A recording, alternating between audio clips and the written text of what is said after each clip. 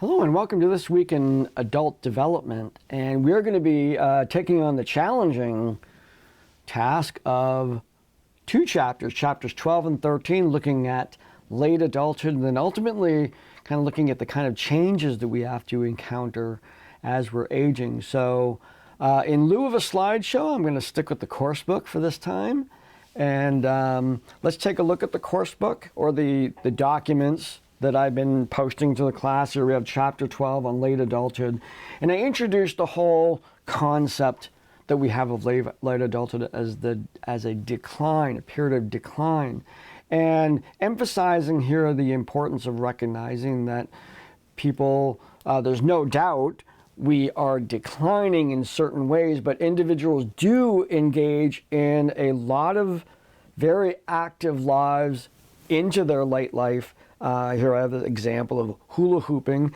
and then I provide you with a little kind of a fun video of individuals that accomplished great things late in life. Kind of emphasizing the notion that it's really never too late to do to do great things.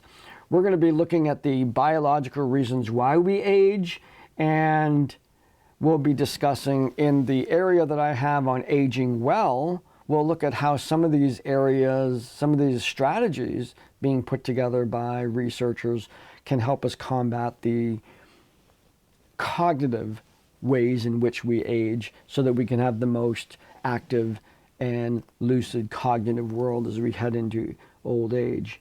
The world is getting more gray, and that's a population trend, and the grayness itself and the physiological aspects of aging come about for a number of reasons. One is genetics, that we have a timetable in which we age. We have a timetable when we begin puberty, and we have a timetable as to when we are going to have our first gray hair. And there's not a whole heck of a lot we can do about it. Now, in terms of the cellular clock theory, what we see is that there's a notion that a cell has within it almost like a grim reaper, like there's aspects of the cell's life that begin to shut down after a certain period of time, and that this is programmed within the cell itself. In addition to that, we also have issues with DNA and the way DNA replicates through mitosis as we develop new cells and whatnot, that at the ends of the DNA molecule, or actually at the ends of the chromosomes, is a molecular structure called telomerase, or DNA telomerase. And it operates very much like the little plastic tips on your shoelaces.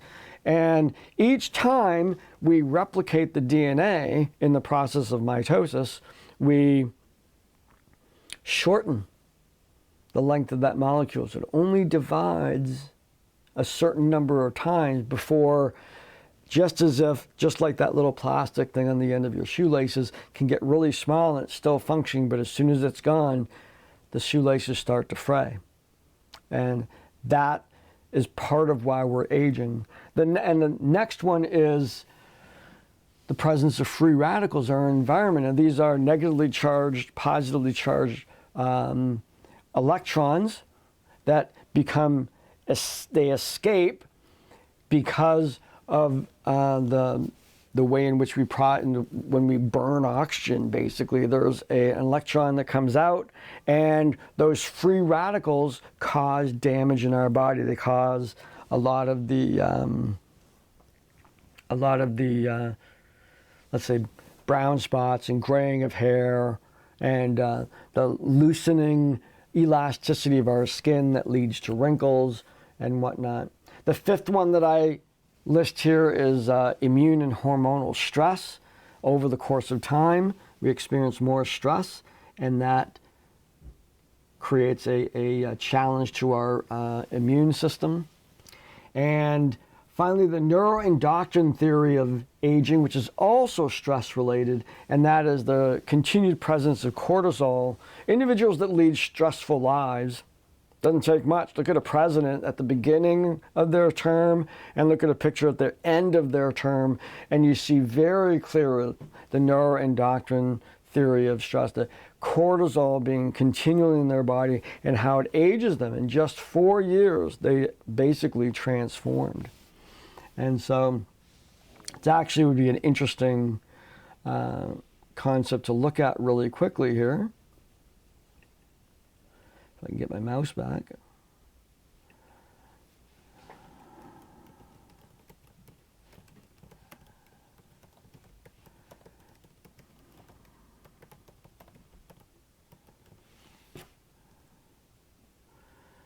Here's a interesting bunch of pictures here.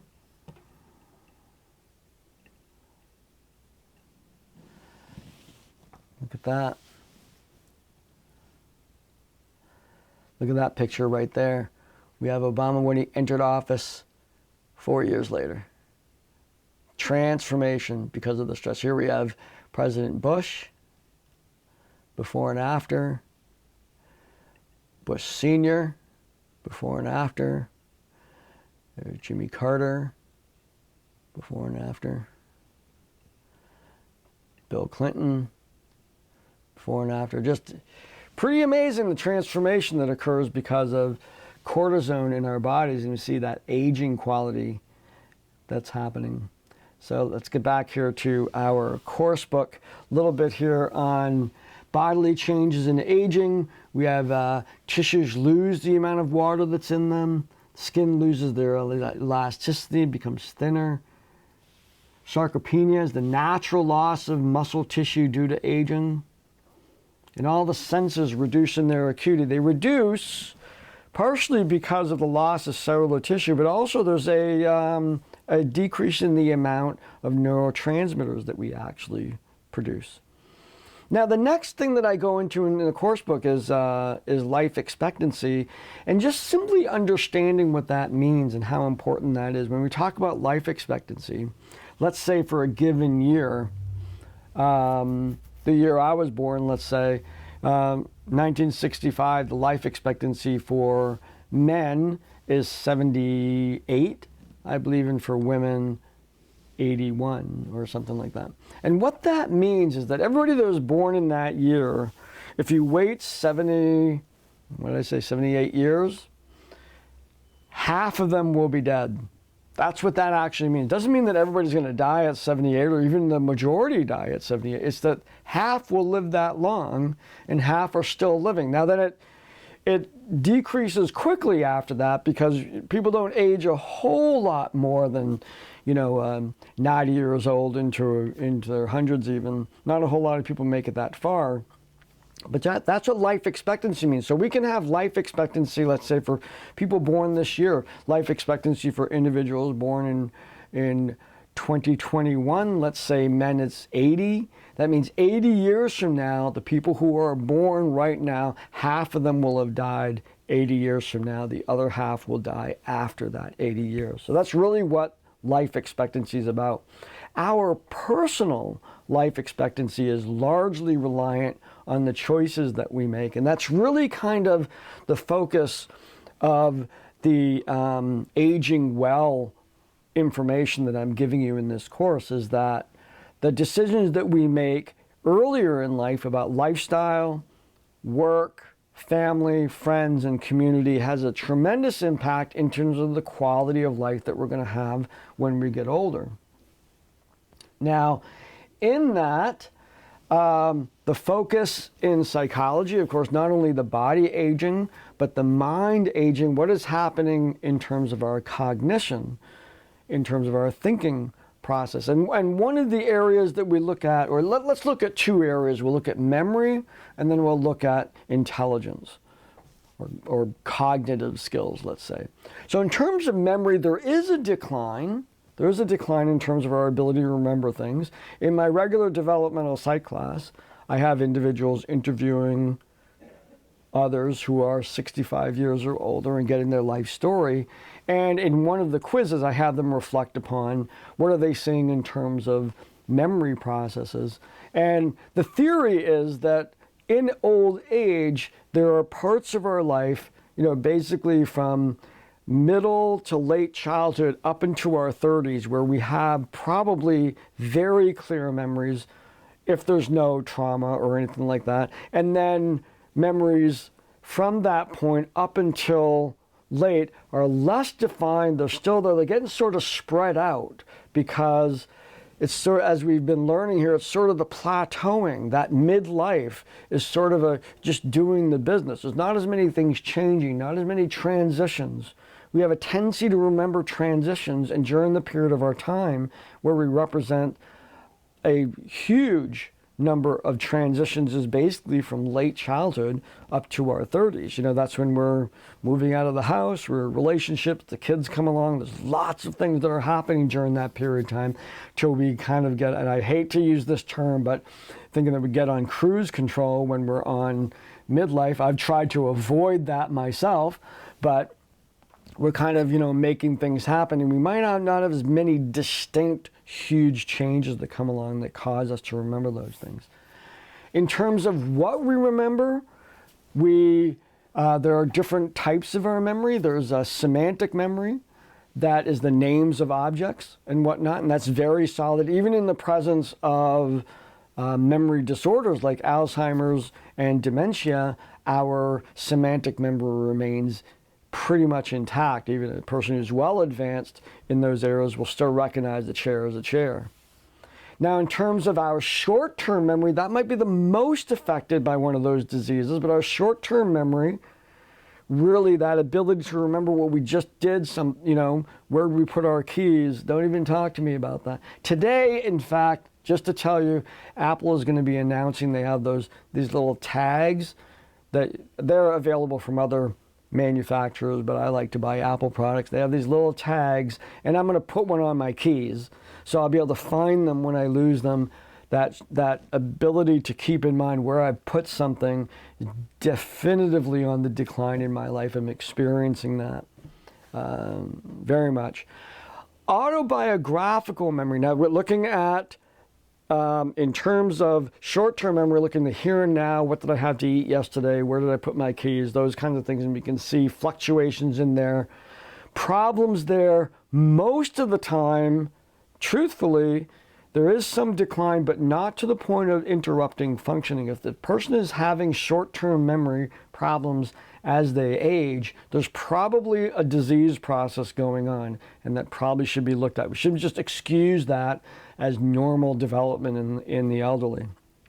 Autobiographical memory, really represented by this assignment that I give in my developmental psych class, just having people recall their entire life story, is relatively stays in really good contact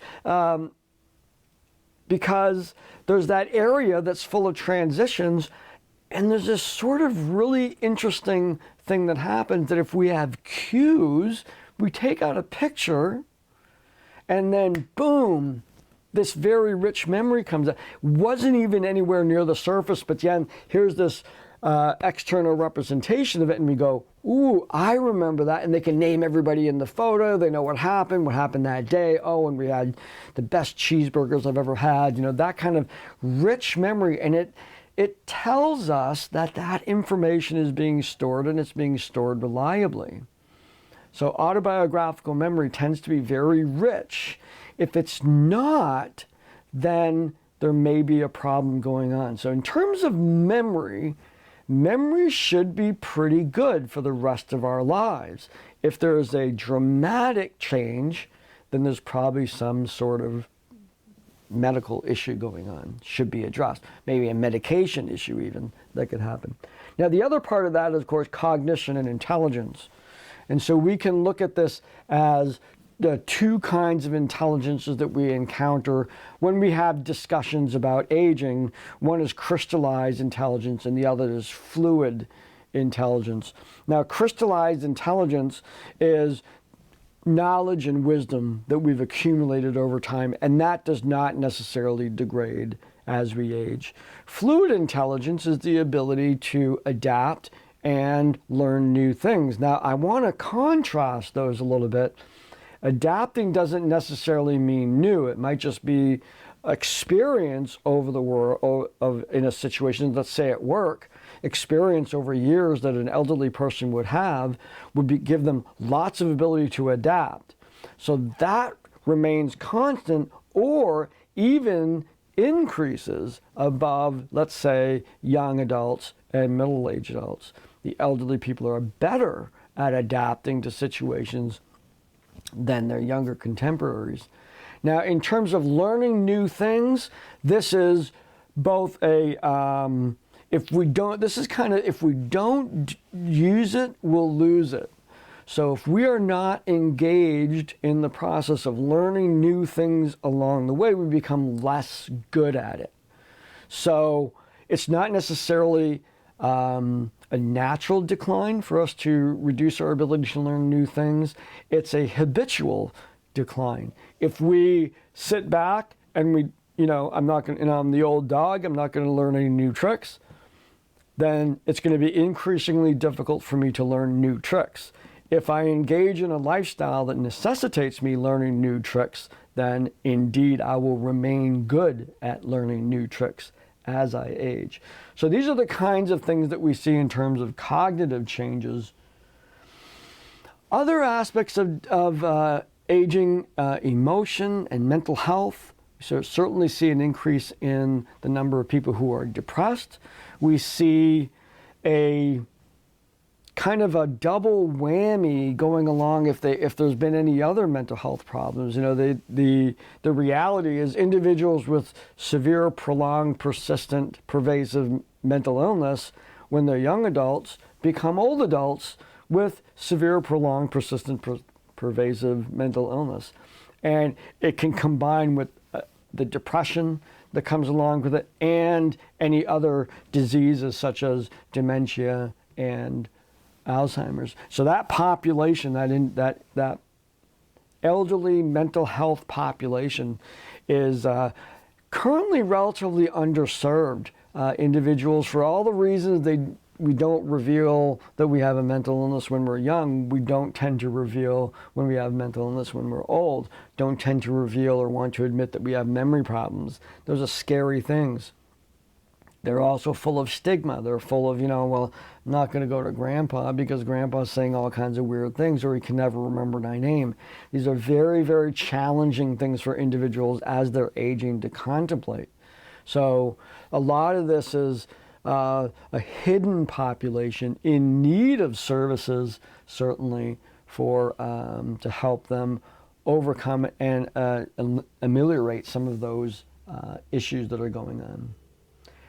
Skipping over some stuff here to go into the concept of aging well, which sort of is going to round off our discussion about aging here. That aging well is the philosophy that's coming out of the Harvard study on human development that's been going on for well over 70 years now, tracing the lives of hundreds of people who were both graduates of Harvard, but then also members of the community in Boston. And now to the point they're on to their second generation, even contemplating a third generation, examining how things change over time and trying to ask and answer the prickly question of how do we have a happy aging? How do we have a happy life? How do we have a good end of our life? What are the factors associated with that? And I return to that initial thing that I said at the beginning of today's class, and that was that the choices that we make now, today, impact the quality of our life then. And they've narrowed it down. I'm going to summarize this pretty succinctly. They've narrowed it down. There's a brand new video that's been done on TED Talks about aging well and what factors are associated with people aging well and being happy and content in old age. And it's particularly interesting what they found is not associated with that. And things that you would think would be associated with that. Success in your career? Nope. Wellness, like being healthy, it's part of it, but it's not a key factor. Individuals who are sick can be very content and very happy with their lives. What we're seeing is rather than seeing wealth, fame, success, well known in the community, those kinds of things, and, physical fitness and all that stuff, that we see those as like, yeah, I want that all together when I'm older. They're not consistently associated with happiness in old age. The thing that is consistently associated with happiness in old age is friends, family, and community. Relationships with other people, family members that you have built lifelong supportive relationships with, friends that may have been workmates and then transitioning to playmates, or maybe you're replacing workmates with playmates and people that you hang out with, do things with, people of your own generation. You can talk about good old days or whatever, those kinds of things, being around other people and engaging in activities with them. And then finally being an active member in the community, this is through philanthropic activities, volunteering, serving on boards, all these kind of things, connecting to the community, or just being a community member, helping your neighbors and being aware of the individuals that live around you. Those three are all that's left after this 75-year study associating with happiness in late age. Now, no doubt, when we look at it as an individual, I would be very distressed if I was sick. I don't want to be sick. I'm an athlete. I like to do active things. I like to run. I like to play racquetball and ride my bike, and I'd like to do that as long as possible. It'd be depressing if I lose that. But I recognize at the same time that my relationship with my family, my friends, and my community are going to be things that are going to last through the end of my life. And so those will be the supports I'm going to rely on, particularly toward that end of life. So very, very important for those things. Now, as you review the content I put in here, there's a lot more. Look, we have consider the following, I'm reading from the course book here, consider the following list of findings from the study. It's not the bad things that happen to us, it's the good people that happen to us. Healing relationships are facilitated by the capacity for gratitude. A good marriage at 50 predicts positive aging at 80. Alcohol abuse, of course, not only does the alcohol itself destroy your body, but the alcohol destroys your relationships. Learning to play and create. Creativity for me is a huge part. I'm deeply involved in a post-retirement plan of creativity. What am I going to do to remain creative after I retire? Objective good physical health was less important than subjective health, is that personal perception. So that's, as I approach late adulthood, I contemplate the notion of not being able to do racquetball anymore, but maybe something else. Maybe there's another game that I can engage in that I can still continue to do and still feel good about those, and subjectively feeling like I'm still active. I mean, one way in which I've experienced that already is I used to play a lot of ultimate frisbee. Now, ultimate frisbee is a very, very fast-moving running game. I love playing frisbee. I have less opportunity. I could still play ultimate frisbee, probably not as well as I did before. But I've discovered frisbee golf. I'm still throwing it around. Kicks my butt. I can't do it well. I'm a way better ultimate player, or was, than I am a frisbee golfer, but it gives me an opportunity to remain active and continue those things as a plan for how I'm going to be active later on. Now, in addition to this, we see things about attitudes. We see all these lists of successful life development avoiding the dysfunctional things like projection, passive aggression, dissociation, acting out and living in a fantasy, and more functional mechanisms of defense, sublimation, humor, altruism, giving to others, those kind of things. And in a summary of that, let go and let God, first things first, keep it simple, carpe diem, seize the day, live in the here and now, and use the telephone, reach out to other people. These are not things you wait to do when you're older. These are things you do now so that they're there when you're older. And I'm switching gears here to chapter 13.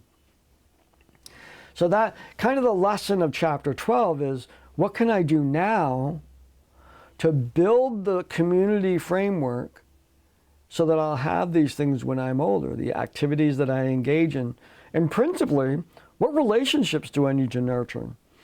There are numerous instances in this class I know of individuals who do not have a good relationship with family members, or, they've blocked out somebody, or they blocked them out, whatever, those kinds of things. And yet, those might be the relationships. Now, of course, you do this safely, and if somebody's toxic, then of course you don't build a relationship with them. But it's important to evaluate those while you can still make those changes. Now, personally, I have a really close relationship with my next oldest brother, and I have a close relationship with my oldest brother, but I simply am not as in touch with him as I want to be. And it's certainly something in the goal this coming summer, making an effort to do that. He's going to be visiting at the end of the summer into the fall. So I'm really going to be making an effort to reach out and strengthen that relationship. Personal goal of mine. Now, here we are in chapter 13. The other thing that's going along with our changing lives, our changing bodies, our changing perspective, and our aging is that our social world is changing. And I refer to this chapter as changing roles. And we'll see here that I have, this is a great website on the role that elderly people have in different societies. It's actually, I found this doing the research specifically for this chapter. It doesn't come from any of my other classes, and this picture is actually from there. But different societies, how they perceive the elderly or the aged individuals in their society when they've moved out necessarily maybe of the productivity sort of thing, and their productivity becomes different. What do the elderly people contribute to society is sort of the question. Are changing roles in the family, at work, in our communities as we age, and we move away from the direct working piece into transforming into something else. And certainly transforming is the key term. We don't necessarily stop. As I contemplate 10 years from now retiring, my intent is not, well, it's going to be stopped for a while, but then I'm going to probably engage. I want to sit on a beach for about 2 years, and then I'll re-engage. That's the plan.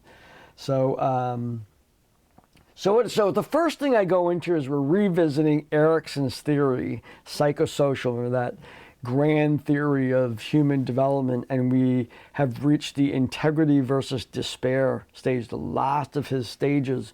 And the dichotomy there, the integrity versus despair, is the individual, as Erikson saw it, entered into late adulthood, and as they had finished up the work of their lives, they're now, the job that they have in front of them is tying together this into a cohesive whole, a picture, let's say, of what their life has been. Now, I've introduced you to my model of puzzle pieces, and as a way of thinking about the creation, the actual construction of our identities. And this is kind of when they're finishing the puzzle. Fitting all the pieces together, this comes over here, this section over here I had built, it now fits over here, and we're putting the big chunks together to create this entire, let's say, tapestry or a jigsaw puzzle that represents our whole life, and that this is the life that I led. Now, at this point, and the other despair is contrasting with midlife, when we might go through a midlife crisis, indicating that we perceive that we still have options to change. When we are in integrity versus despair, our options to change may be limited. Now, it's as a psychologist, to the point of death, there's always opportunity for change. There's always opportunity to make amends. There's always opportunity to reach out. There's those kinds of important things that can happen. But it's not the time to start a new career. It's not time to start a new relationship, or it's different. Some of the plans that you have, the things that you've laid out, I really shouldn't have said relationships, because throughout life, I mean, you're going to develop. I've as a social worker, I've certainly watched elderly people develop new and wonderful relationships with their caregivers, with family that has come to, to take care of them and whatnot, so certainly that's present. So maybe not a really good representation of that, but you've made your bed. Essentially, in some ways, you've made your bed, and some of those pieces aren't going to change. And if you've made a mess of it, then this might be a very struggling time. And I've certainly had the occasion to work with individuals as a social worker who were in despair, had reached the end of their lives, were contemplating the end of their lives, and had made decisions that at that point were not repairable. They had disenfranchised family, they had been mean, they didn't have any friends, they were lonely and alone, and it was a very, very heartbreaking thing to see. It was heartbreaking in a couple ways, because heartbreaking to see someone in pain, but then heartbreaking because they've created it. They brought it upon themselves because they didn't get chapter 12. They didn't get all that stuff. What do you do for a happy ending here? How do you get to that point where you have you're aging well and making those decisions early in life? They made different decisions, and the consequences realized themselves right there. Now, the other areas I go into, of course, our role at work is changing. As we age, it changes. Throughout, we may, as our cognitive process at work and whatever we do, our creative lives, whatever, we become more and more expert at what we do. We may actually experience changes at work where we move up in the company, or we become the person people go to, even though it's not necessarily our job for that to happen. We may transition into different types of work, moving from, front level working into management, or, something like that. So our work roles change, and then our friends and siblings, our relationships with them touch. I just mentioned my siblings and the importance to me of my relationship with them, and how that's changed over the years. And now we're both, we're all three of us are pushing 60. My oldest brother is 60, and we're all at that age, and like, wow, we need to connect. We don't have as much time to connect as we did. We're a very, very close family, having had very unique experiences together, as my parents moved around quite a lot when we were young. And of course, our friends changing. And I mentioned that idea about friends at work. If work has been a central area for your socialization, how do you transition out of work and have friends outside of work? Or maybe you've had them all along, and those relationships start to have much more meaning to you. This is something that I'm seeing in my mother-in-law, who lives upstairs from us, that as she retired, she was living somewhere else and moved to Skowhegan to reconnect with old friends. I mean, it's purposefully for the individuals that were still there, and she has nurtured and sustained those relationships for years now, and they're a very important part of her life. Another part of aging is that the concept of wisdom, and really looking forward into that concept of what is the contribution of elderly people to our society, and it is in wisdom. Now, wisdom is knowledge and experience together. Now, experience can be compressed. Somebody has a lot of experience in something that can happen in a short time or can happen in a long time. But the sort of way I try to think about it is experience can be embodied by the notion of a person having made enough mistakes to have learned from them. So it's not that error is the way that you always go, but we learn a lot when we make mistakes. And when we've had a lot of time to make a lot of mistakes, the way I internalize that is giving me the opportunity to develop a good sense of the world and what it's like. And I can pass that on. I can pass on that wisdom of not only having the knowledge that I gained through that time and through my education and what you're doing in terms of gaining your education in time, but also your accumulated experience. which in many ways, particularly when it's combined with education, is just an amazing collection of what you can offer the world throughout your lifespan. And so very, very good perspective on that. The last piece is actually, I want to give you the backstory on this. Dr. Vian was a colleague of mine. He was a part-time instructor with me at KVCC when I first started way back in 1998. When I started working there full-time and then moved into the chair position, I would hire Dr. Vian on a part-time basis to teach philosophy and comparative religion and the occasional psychology and even a communication class. Very, very brilliant man, very well-educated, multiple degrees, multiple different roles in his life. His primary role was he was a pastor at his own church, but he was a researcher, he was an educator, he was a philosopher. And once when he taught developmental psych, he wrote this essay that I've included in my developmental psych class, and now I'm offering up to you, called The Wagon Wheel. And he perceives the wagon wheel, talks about aging from his perspective. As an aging person, he was probably 80-something years old when he was 80-something years old when he wrote this. At the time, he was getting another master's degree. So lifelong learner, very, very cool individual. Sometimes we knocked heads, no, certainly, but I always had a tremendous amount of respect for Dr. Vian, and I really like this essay. I can't really teach it. It's really the wisdom that he gave me and gave his students at KVCC, and I'm passing it on to you. His words are better than my explanations, and so I'm going to leave that as it is and have you contemplate this particular essay in the discussion for this particular chapter. So in this chapter, you only have the chapter 13 discussion, which is to read that essay and Dr. Vian's perspective on aging and the role of the elderly in our modern lives. And I hope it moves you the same way it has moved literally hundreds of people prior to now. So there we have it. That's chapters 12 and 13 for this week. I look forward to seeing you in the discussion boards, and have a great week.